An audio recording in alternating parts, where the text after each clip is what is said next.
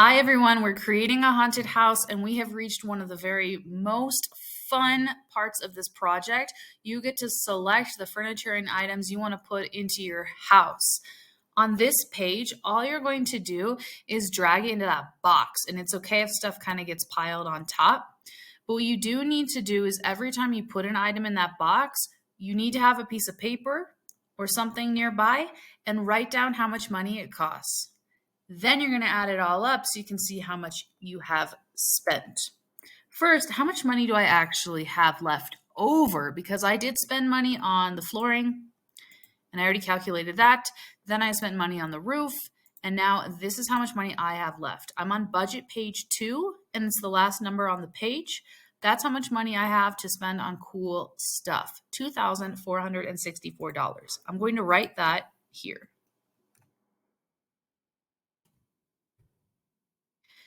Now, like I said, I'm going to be keeping track of how much money I'm spending so that I can make sure I don't go over budget.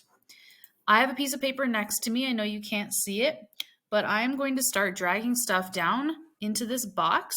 I'm going to try to stay away from this so I don't accidentally end up combining with it, but I'll put my stuff around here. Let's see. I definitely want a couch. So I dragged this couch down, and on my piece of paper, I wrote the number 60 because it costs $60.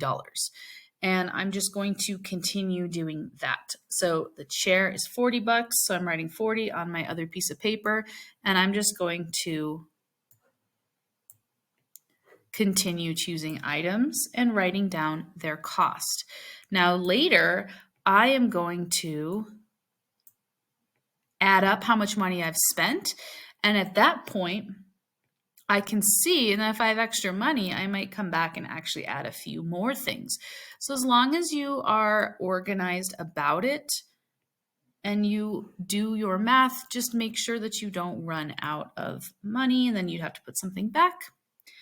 I like this candle and I want more, so I'm going to copy paste it to have as many as I want. You can do that up here, copy paste, but you can also do Control C. You want to make sure it's selected like that. Control C, Control V, Control C, Control V, copy, paste, copy, paste.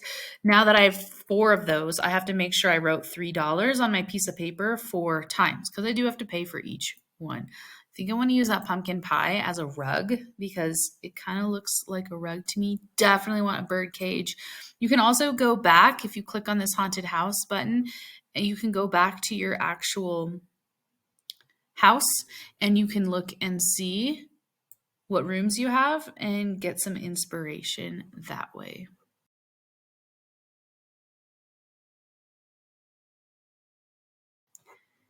And it's okay, like I said, if stuff gets kind of overlapped here. I'm not doing any design work right now. I'm just putting everything in one spot. I have a separate video that's actually going to show you how to put everything in your house. Right now we are doing the purple video, which is in the top right corner. After this, we're going to add everything up. That's going to be the yellow video. That's on the right-hand side, so it's a separate video. And then the coolest part is the green video, which is bottom left, where you're actually going to get to see how you can arrange it, you can resize it, you can make stuff really big, really small.